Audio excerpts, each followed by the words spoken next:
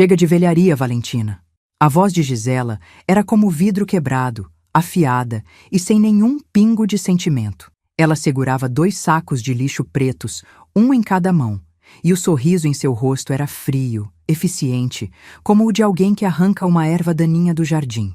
Ali, na minha frente, ela começou a esvaziar a estante que meu falecido Afonso tinha feito para mim com as próprias mãos. Meus álbuns de fotos, encadernados um a um por ele, com a história da nossa família inteira dentro, estavam sendo enfiados naquele plástico preto, sem o menor cuidado. Tentei falar, mas a voz não saiu.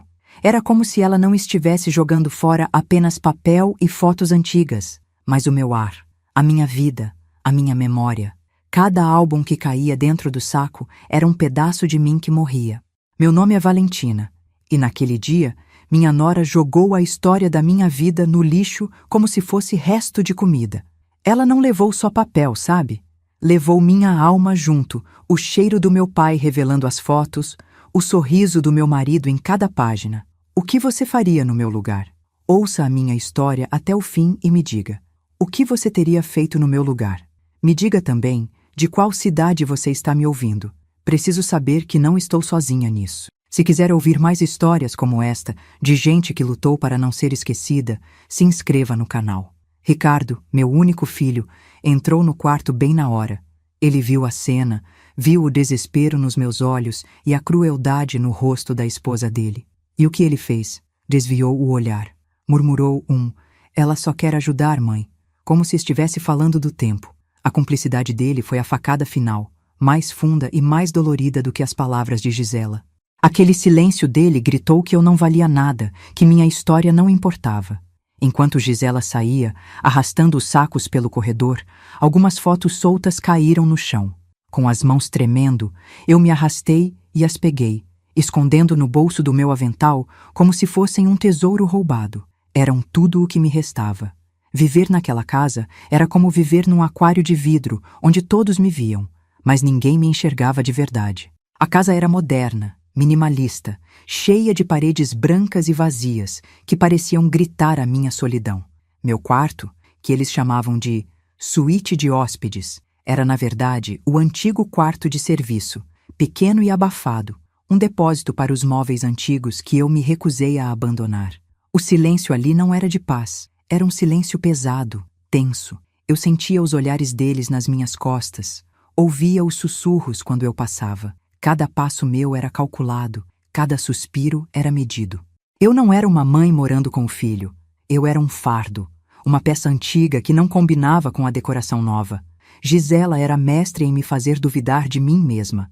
Ela mudava meus remédios de lugar e depois dizia, com uma falsa preocupação na voz: "A senhora está tão esquecida, sogrinha. Tem certeza de que tomou o remédio certo?" Ela escondia meus óculos e aparecia com eles na mão minutos depois, sorrindo. Estava na sua frente o tempo todo, Valentina. Sua cabeça não anda boa. Eram pequenas torturas diárias, alfinetadas na minha sanidade. Aos poucos, eu comecei a acreditar. Será que eu estava mesmo ficando senil? Será que tudo aquilo era coisa da minha cabeça? A casa se tornou um labirinto de paranoia, e eu me sentia cada vez mais perdida, mais fraca, mais invisível.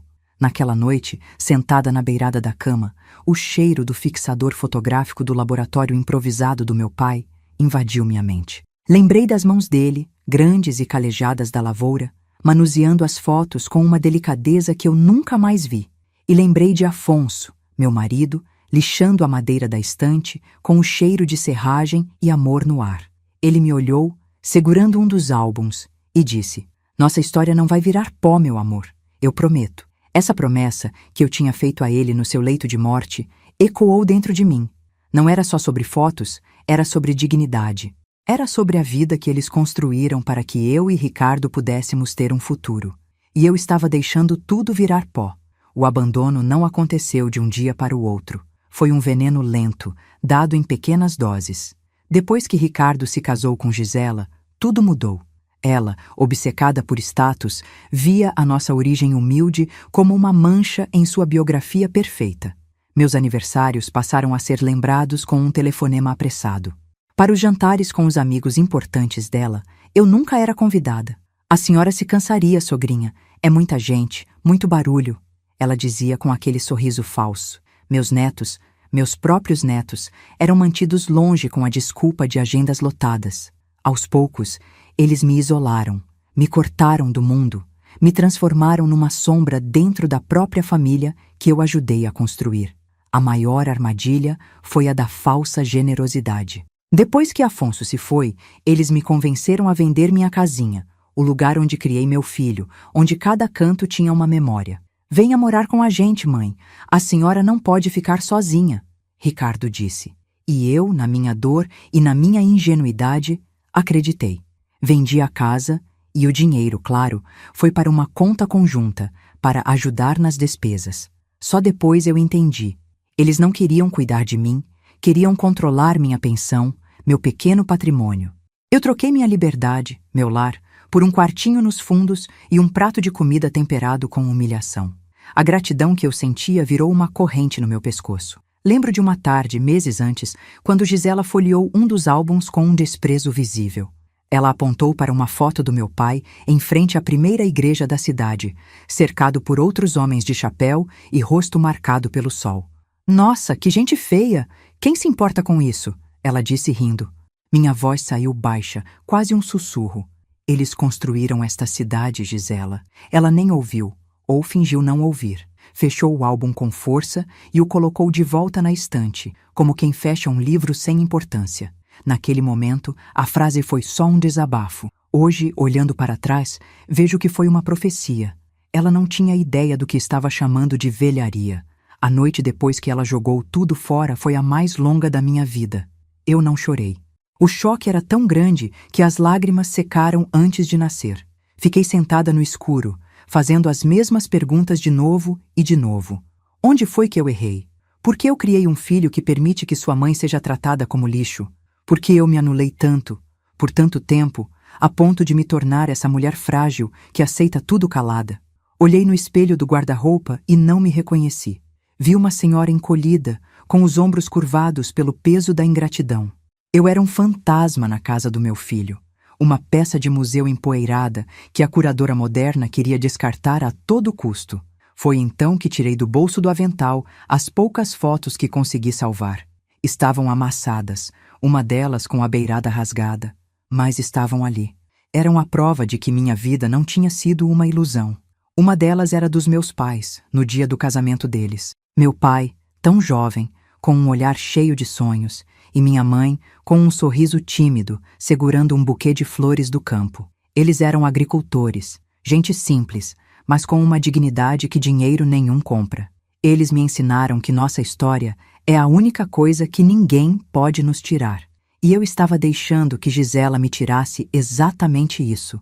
Olhar para aquela foto foi como receber um sopro de vida, uma faísca no meio da escuridão. Naquele momento, segurando a imagem dos meus pais, eu entendi. A dor não ia mais me paralisar. Ela ia ser meu combustível.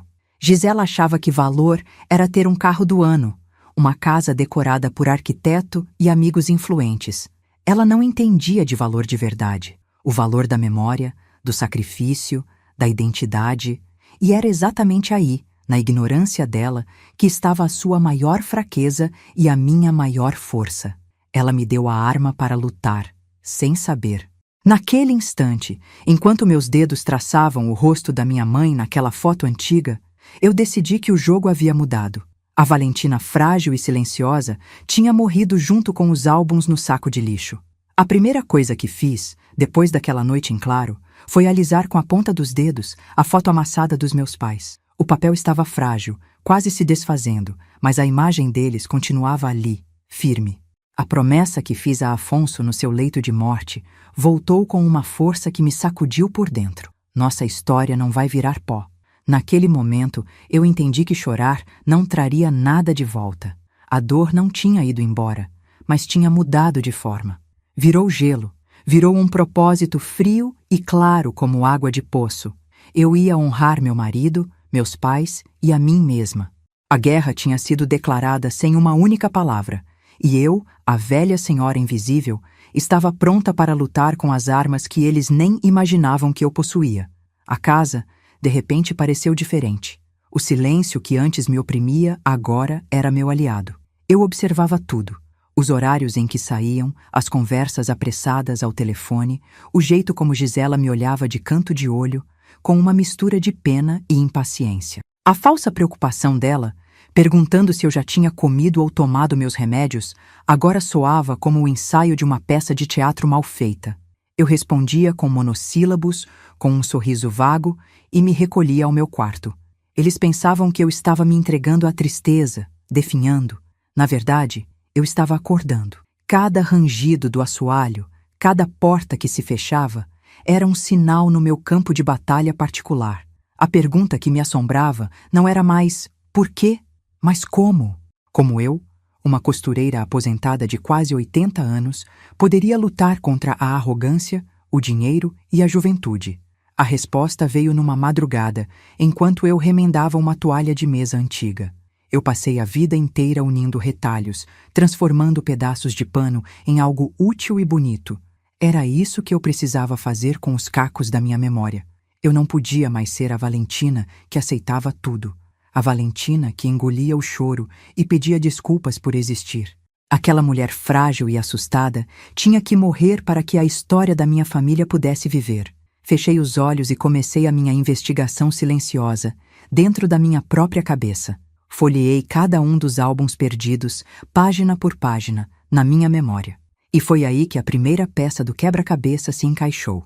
Aqueles álbuns não eram só retratos de família, eram a certidão de nascimento de uma cidade inteira.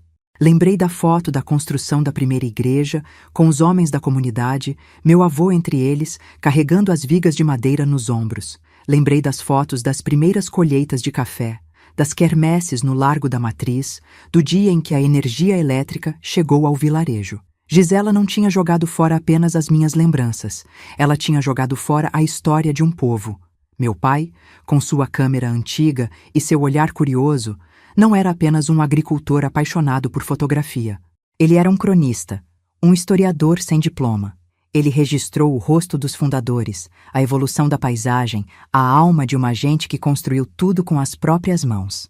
A frase de Gisela, "que gente feia", ecoou na minha mente, mas agora com um novo significado.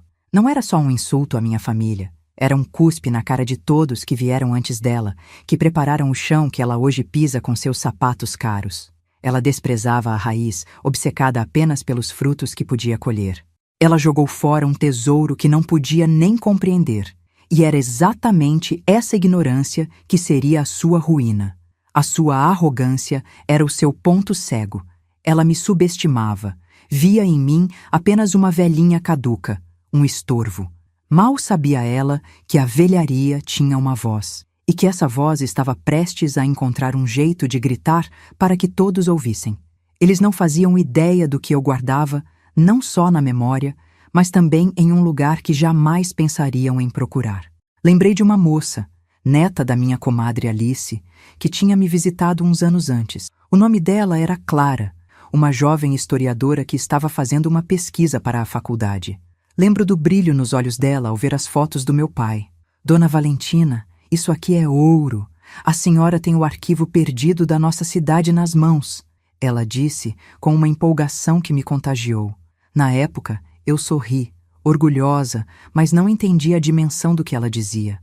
Agora, as palavras dela eram como uma boia de salvação no meio do meu naufrágio. Eu precisava encontrá-la.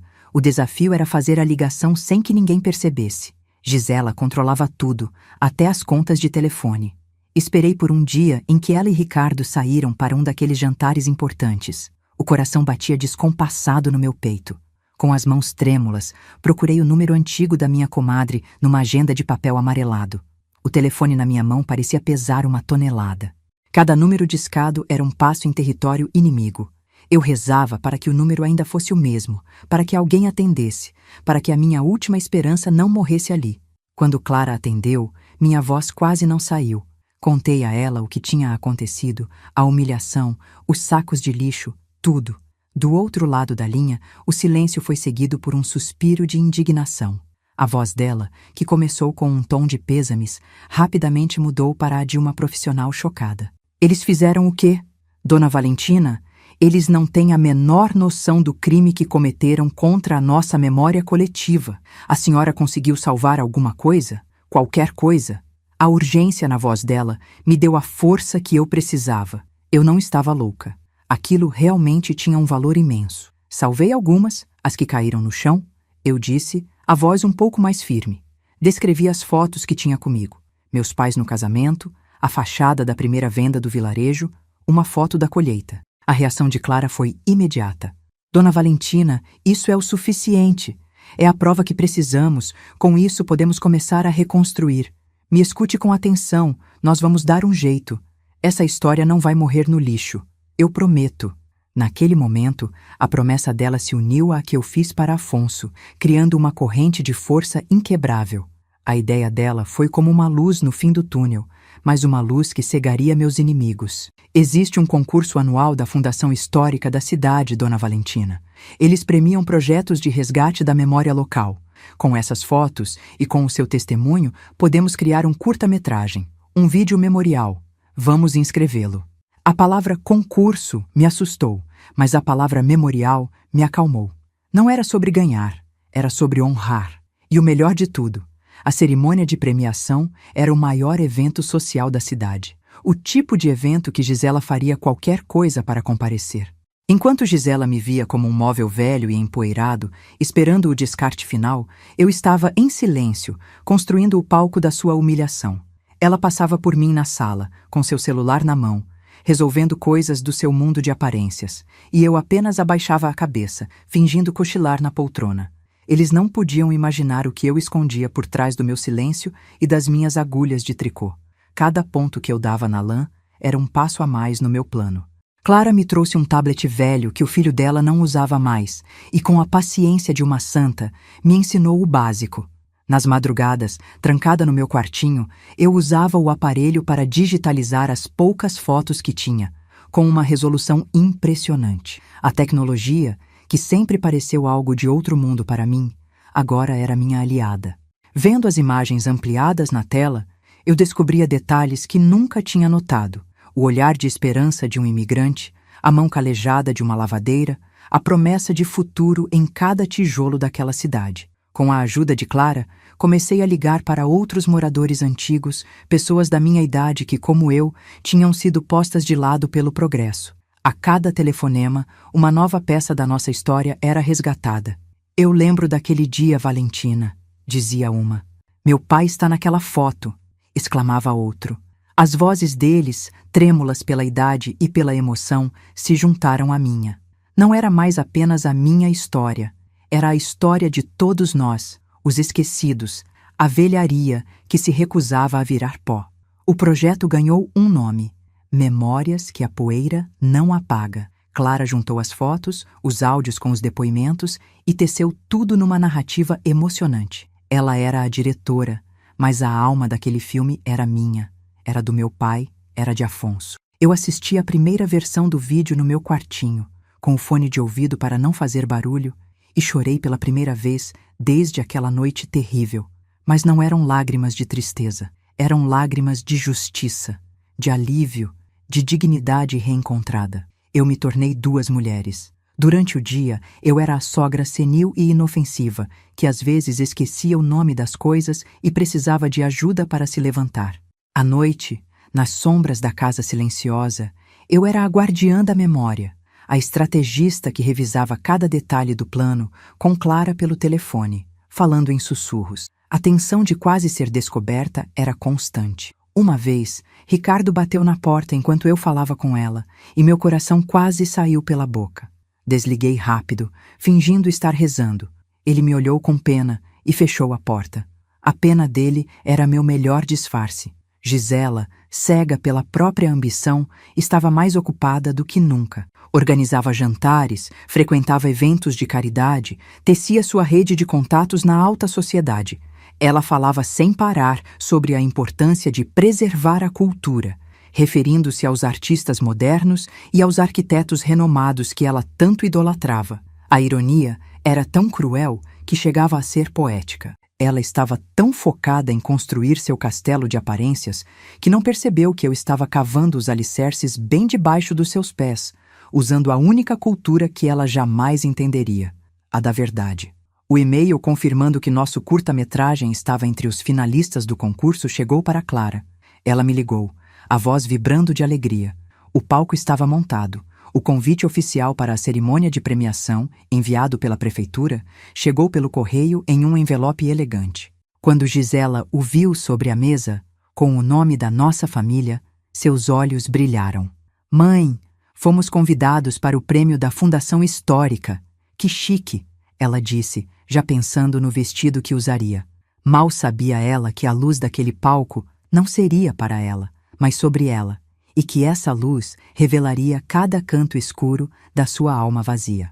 A noite da cerimônia no Teatro Municipal era fria, mas dentro de mim havia um fogo que me aquecia.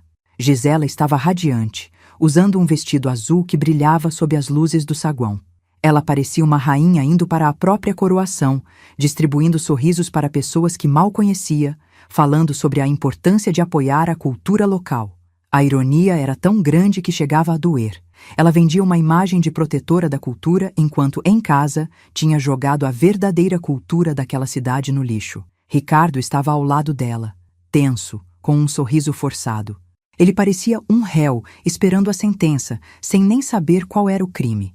Ele sentia que algo estava errado, mas nunca, em seus sonhos mais loucos, poderia imaginar o que estava por vir. Sentamos nas poltronas de veludo vermelho, na terceira fileira. Um lugar de destaque. Gisela queria ser vista. Ela acenava para o prefeito, para o dono do jornal local, para todos que importavam no seu pequeno universo de aparências.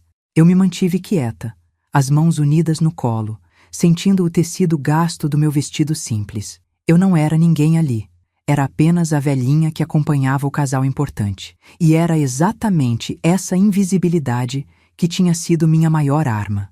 Meu coração não batia de medo, batia de propósito. Eu não estava ali para me vingar. Estava ali para buscar justiça pela memória do meu pai, do meu marido e de toda uma geração que ela ousou chamar de velharia. A cerimônia começou com os discursos de sempre. Palavras vazias sobre futuro e progresso que ecoavam no grande teatro. Meus olhos estavam fixos no palco, mas minha mente estava longe, revivendo cada passo do meu plano silencioso. As noites em claro, as conversas sussurradas com Clara, o medo constante de ser descoberta. Olhei de relance para Gisela.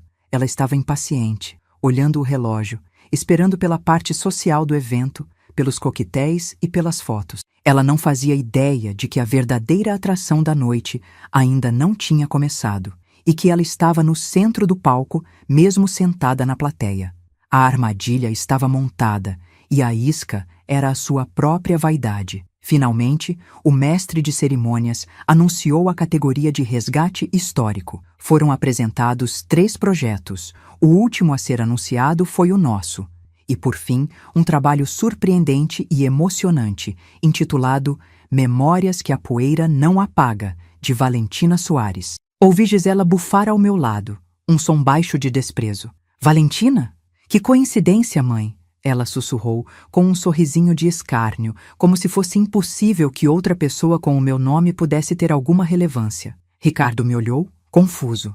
Eu apenas continuei olhando para a frente, o rosto sereno, enquanto as luzes do teatro diminuíam e o telão gigante atrás do palco ganhava vida. A primeira imagem que apareceu, ocupando toda a tela, foi a foto dos meus pais no dia do casamento deles. O rosto do meu pai, tão jovem e cheio de esperança, e o sorriso tímido da minha mãe, agora gigantes, imortais, observando a todos nós. Um silêncio profundo tomou conta do teatro. Aquela imagem, que Gisela tinha amassado e jogado fora, agora era uma obra de arte, exposta para a elite da cidade. Senti um nó na garganta, mas não de tristeza.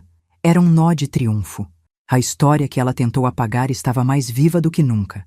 E todos ali eram testemunhas. A velharia dela era o tesouro de todos. As imagens seguintes vieram em uma sucessão emocionante. A construção da primeira igreja, os rostos dos agricultores na colheita, a chegada do primeiro carro ao vilarejo. Aos poucos, um murmúrio começou a se espalhar pela plateia. Aquele é meu avô, ouvi alguém dizer atrás de mim. Olha a nossa rua, nem tinha asfalto, sussurrou uma senhora ao lado. As pessoas se inclinavam para a frente, apontando, reconhecendo seus parentes, suas casas, sua própria história.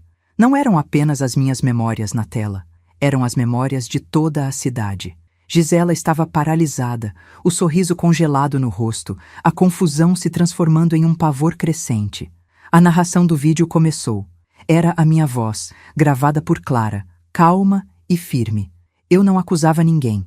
Eu apenas contava a história do meu pai, o agricultor fotógrafo, e do valor daquelas imagens. Falei sobre como cada rosto naquela tela representava um sacrifício, um sonho, um tijolo na construção daquela comunidade. Falei sobre a importância de honrar o passado para entender o presente. Cada palavra era uma pá de terra sendo jogada sobre a arrogância da minha nora. Ela olhava para Ricardo, os olhos arregalados, buscando uma explicação que ele não podia dar. O mundo perfeito dela estava rachando, bem ali, na frente de todos. O filme se aproximava do fim. A minha voz no vídeo explicava que aquele acervo, quase completo, tinha sido perdido, que restavam apenas algumas poucas fotos, salvas por um acaso do destino, amarrotadas e rasgadas, mas ainda assim, cheias de vida. A tela, então, mostrou em close as fotos que eu consegui pegar do chão naquela noite. A imagem da borda rasgada, do papel amassado, era um soco no estômago de quem assistia. A narração terminou com uma frase simples: "Dedico este trabalho a todos que vieram antes de nós e se recusaram a virar pó." A música suave terminou, e a tela ficou preta. O silêncio no teatro era absoluto, pesado. Foi nesse silêncio que o mestre de cerimônias voltou ao microfone, a voz visivelmente embargada. Eu acho que falo por todos quando digo que estamos sem palavras. O comitê julgador foi unânime. O grande prêmio da noite, por sua inestimável contribuição à memória da nossa cidade, vai para Memórias que a Poeira Não Apaga, de Valentina Soares. Meu nome ecoou pelo teatro. Um foco de luz me encontrou na terceira fileira, me cegando por um instante. As pessoas se viraram para me olhar e o silêncio foi quebrado por um aplauso tímido, que rapidamente cresceu até se tornar uma ovação ensurdecedora. Levantei-me devagar. Minhas pernas tremiam, mas minha coluna estava ereta. Ao passar por Gisela, não olhei para ela, mas senti seu corpo encolhido na cadeira, como se quisesse ser engolida pela poltrona de veludo. O rosto dela estava pálido, uma máscara de horror e incredulidade. Ricardo tinha o rosto entre as mãos, incapaz de olhar para mim ou para qualquer outra pessoa. O caminho até o palco pareceu durar uma eternidade. Cada passo era uma vitória. Cada aplauso era a validação de que minha vida, minha história, importava. Eu não era mais a velhinha invisível. Naquele momento, eu era a guardiã da memória de uma cidade inteira. Subi os degraus com uma dignidade que eu não sabia que ainda possuía. O prefeito me entregou o troféu, um objeto pesado e frio, e apertou minha mão com força, os olhos cheios de lágrimas. Fui até o microfone. O teatro inteiro estava de pé, aplaudindo. Esperei o barulho diminuir. Olhei para a plateia, para todos aqueles rostos que agora me enxergavam de verdade. Minha voz saiu clara, sem nenhum tremor. Muito obrigada. Eu não preparei um discurso, comecei, e um silêncio respeitoso se instalou. Eu só quero dedicar este prêmio a duas pessoas que não estão mais aqui. Ao meu pai, que me ensinou a ver a alma das pessoas através de uma lente, e ao meu marido Afonso, que protegeu nossa história com as próprias mãos. Fiz uma pequena pausa, respirei fundo e olhei na direção onde Gisela estava sentada, embora a luz do palco me impedisse de ver seu rosto claramente. Mas eu sabia que ela estava me ouvindo. E sabia que todos os amigos importantes dela também estavam. E dedico principalmente a todos aqueles cujas memórias para alguns não passam de velharia que merece ser jogada no lixo. A palavra velharia saiu da minha boca como uma pedra afiada. O silêncio que se seguiu foi tão profundo que eu podia ouvir a minha própria respiração. Ninguém se mexeu. A mensagem tinha atingido seu alvo com a precisão de um cirurgião. Hoje provamos que a nossa história, concluí com a voz firme, é o nosso maior tesouro. O teatro explodiu, mas não foi um aplauso comum. Foi um rugido, uma catarse coletiva. As pessoas estavam aplaudindo não só a mim, mas a seus próprios avós, as suas próprias raízes. Era um grito de guerra contra o esquecimento. Eu não precisei olhar para Gisela para saber o que estava acontecendo. Ouvi o som de sua cadeira batendo quando ela se levantou abruptamente e correu para a saída, humilhada, exposta, destruída diante do mesmo público que ela tanto queria impressionar. Ricardo permaneceu sentado, paralisado pela vergonha. Eu fiquei ali, no palco, sob a luz, segurando meu prêmio. Eu não tinha levantado a voz, não tinha feito uma única acusação direta. Eu apenas contei a verdade. E a verdade, naquela noite, foi mais devastadora do que qualquer grito de vingança. Enquanto os aplausos continuavam, eu me virei e comecei a sair do palco. Clara me esperava na coxia, com um sorriso que era uma mistura de orgulho e alívio. Ela me abraçou forte. "A senhora conseguiu, Dona Valentina. A senhora conseguiu", ela repetia. E eu sabia que sim. Eu não tinha recuperado meus álbuns, mas tinha recuperado algo muito maior. Minha voz, minha dignidade e o respeito por tudo aquilo que meus pais e meu marido construíram. A justiça não veio de um tribunal, veio da memória. E a sentença foi proferida por um teatro inteiro, que escolheu honrar a história em vez de jogá-la no lixo. A partir daquele momento, eu sabia que nada seria como antes. Eu não voltaria para aquele quartinho nos fundos para ser a velhinha esquecida. Eu tinha mostrado a eles e a mim mesma que a velharia tinha um valor que o dinheiro deles jamais poderia comprar. O plano tinha funcionado de uma forma muito mais poderosa do que eu imaginava. Não se tratava mais de uma briga de família, mas de uma lição pública sobre respeito e identidade. A humilhação de Gisela não foi o meu objetivo final, mas a consequência inevitável da sua própria crueldade e ignorância. O peso do troféu em minhas mãos era real. Era a prova física de que minha luta silenciosa tinha valido a pena. Olhei para o meu reflexo no metal polido e, pela primeira vez em muitos anos, vi a Valentina que eu costumava ser, forte, com os olhos brilhando de propósito. A mulher que Afonso amava, a filha que o pai se orgulhava. A poeira tinha sido limpa, e o que restou não era velharia, era ouro puro. E aquele ouro, a minha história, agora estava seguro para sempre, não em uma estante, mas no coração de toda uma cidade. A saída do teatro foi surreal.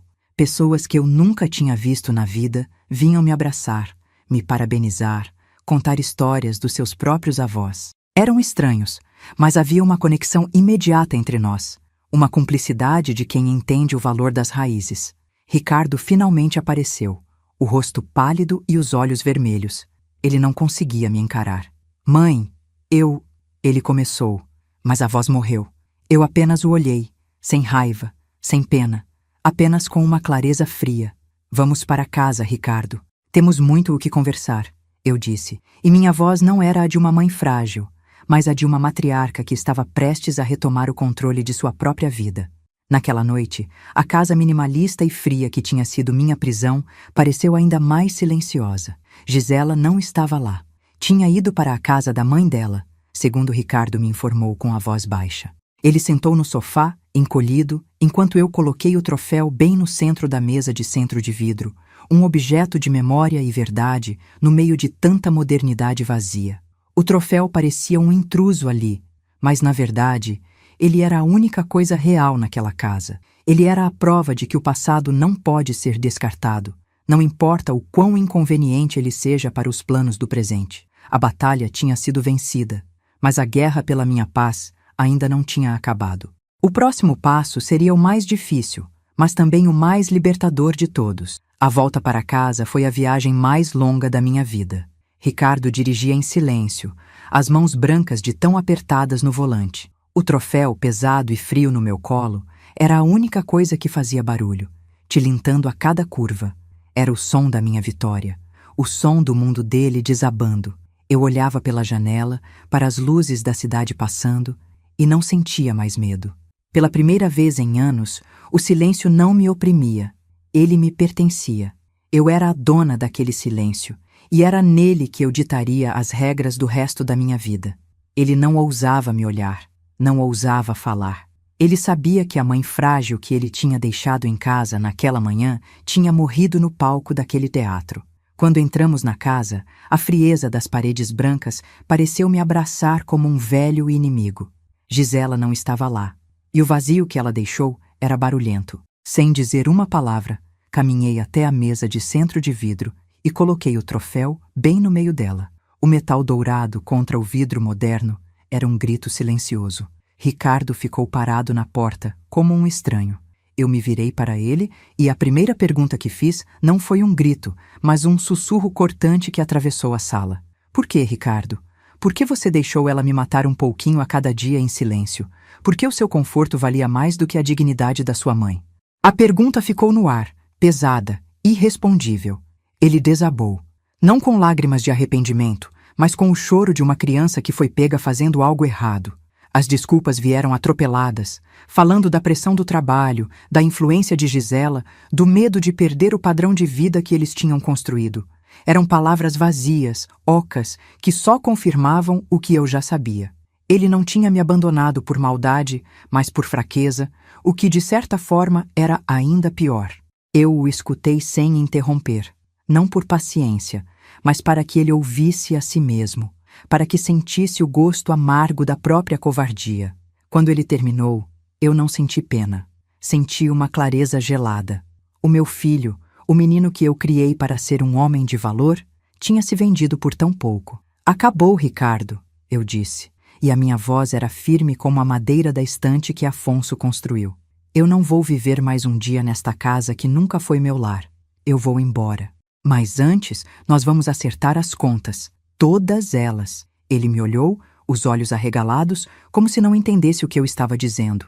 Ele achou que um pedido de desculpas apagaria anos de humilhação. Mas o perdão não estava na mesa. O que estava na mesa era a justiça. A minha justiça. Eu não queria vingança. Eu queria de volta o que era meu por direito. Meu dinheiro, minha paz e, acima de tudo, o meu nome, que eles tentaram transformar em sinônimo de velharia. O dinheiro da venda da minha casa, Ricardo, aquele que foi para a nossa, conta conjunta para ajudar nas despesas. Eu quero cada centavo de volta, com a devida correção. Eu já conversei com um advogado, um senhor muito gentil, que a Clara me indicou. Ele me explicou meus direitos. Vi o pânico tomar conta do rosto dele. A menção de um advogado transformou a conversa de família em um problema real, com consequências legais e financeiras. Eles acharam que eu era ignorante, que eu não entendia de dinheiro, de contratos. Subestimaram a inteligência de uma mulher que passou a vida inteira fazendo contas para que o pão nunca faltasse na mesa. O golpe não foi no coração dele, foi no bolso. E eu sabia que era ali que mais doía. Sobre Gisela, eu fui breve e definitiva. A sua esposa fez a escolha dela. Ela me jogou no lixo. Agora você vai fazer a sua. Eu não quero que ela peça desculpas, não quero vê-la nunca mais. Se você decidir ficar com uma mulher que despreza a sua origem, que cospe na memória dos seus avós, essa é uma escolha sua. Mas saiba que, ao escolhê-la, você estará escolhendo uma vida sem a sua mãe. Não há meio termo. A partir de hoje, na minha vida, não há mais espaço para quem não me respeita. Eu não estava dando um ultimato para salvar meu filho. Estava estabelecendo um limite para salvar a mim mesma. A porta da minha vida tinha sido fechada para ela, e eu não entregaria a chave a mais ninguém. O prêmio da Fundação Histórica veio com um valor em dinheiro, mais do que eu imaginava. Usei uma parte para dar a entrada em um pequeno apartamento no centro antigo da cidade, a poucas quadras da biblioteca municipal. Era um lugar pequeno, mas com janelas grandes que deixavam o sol entrar. Com o resto do dinheiro e com o que Ricardo me devolveu, sem questionar, eu finalmente estava livre. A diretora da biblioteca, emocionada com a história, me ofereceu um espaço permanente para uma exposição. Memórias que a poeira não apaga, se tornou uma pequena sala, com as fotos ampliadas, os depoimentos em fones de ouvido e o meu troféu em uma vitrine. A velharia agora era patrimônio público, imortalizada. Arrumei minhas malas em silêncio. Deixei para trás os móveis antigos que eles tanto desprezavam. Levei apenas minhas roupas, meus livros, as poucas fotos que salvei e o meu material de costura. Cada objeto que eu colocava na caixa era um pedaço da minha nova vida. Ao sair daquela casa pela última vez, eu não olhei para trás. Ricardo estava na porta, chorando em silêncio. Eu não senti raiva, nem tristeza. Senti apenas o alívio de quem finalmente se liberta de uma corrente pesada. Eu estava voltando para casa, para um lugar que ainda não conhecia, mas que eu já sabia que era meu. Um lugar onde eu não precisaria pedir licença para existir. Meu novo apartamento cheirava a tinta fresca e a recomeço. Das minhas janelas, eu via o campanário da igreja que meu avô ajudou a construir. Eu preenchi as paredes brancas com as fotos que sobraram e com novas que comecei a tirar com uma câmera simples que comprei. Aos poucos, a vida voltou a ter cor. Voltei a costurar, não por necessidade, mas por prazer. Fiz amizade com minhas vizinhas, mulheres da minha idade, cheias de histórias para contar. Nós tomávamos café à tarde, ríamos, e eu percebi que a solidão que eu sentia não era por causa da idade, mas por causa da companhia errada. Eu não estava sozinha. Eu só estava no lugar errado. A Fundação Histórica me convidou para ser uma espécie de embaixadora da memória da cidade. Comecei a visitar escolas para conversar com as crianças sobre a importância de conhecer as próprias raízes. A velhinha que antes era invisível, agora tinha uma plateia atenta de jovens curiosos. Eles me olhavam com admiração, faziam perguntas sobre as fotos, sobre as pessoas, sobre como era a vida antigamente. Naqueles momentos, eu sentia que a promessa que fiz a Afonso estava sendo cumprida de uma forma que ele jamais sonharia. Nossa história não só não virou pó, como se tornou semente para o futuro. Fiquei sabendo, por uma antiga vizinha, que Ricardo e Gisela venderam a casa grande. O escândalo no teatro manchou a reputação que ela tanto lutou para construir. O castelo de aparências deles ruiu. Dizem que se mudaram para um apartamento menor, mais afastado. Eu não senti alegria com a queda deles, apenas uma silenciosa constatação de que a vida, no fim, cobra a conta. A arrogância e o desprezo são alicerces de areia. Eles não perderam apenas uma casa, perderam uma história, uma raiz, uma mãe. E essa é uma dívida que dinheiro nenhum pode pagar. Hoje, sentada na minha poltrona, com o sol da tarde entrando pela janela e o cheiro do bolo de fubá no forno, eu finalmente sinto paz. Uma paz que não vem do perdão, mas do respeito próprio. Aprendi, da forma mais dura, que a gente não pode controlar como os outros nos tratam, mas pode e deve decidir quem tem permissão para ficar na nossa vida. Minha história não está mais guardada em álbuns empoeirados, mas viva nas paredes de um museu, nas vozes das crianças e, o mais importante, dentro de mim. Eu não sou uma sobrevivente. Eu sou a prova de que nunca é tarde para reescrever o final da nossa própria história. Se essa virada te trouxe alívio, escreve justiça nos comentários e compartilha.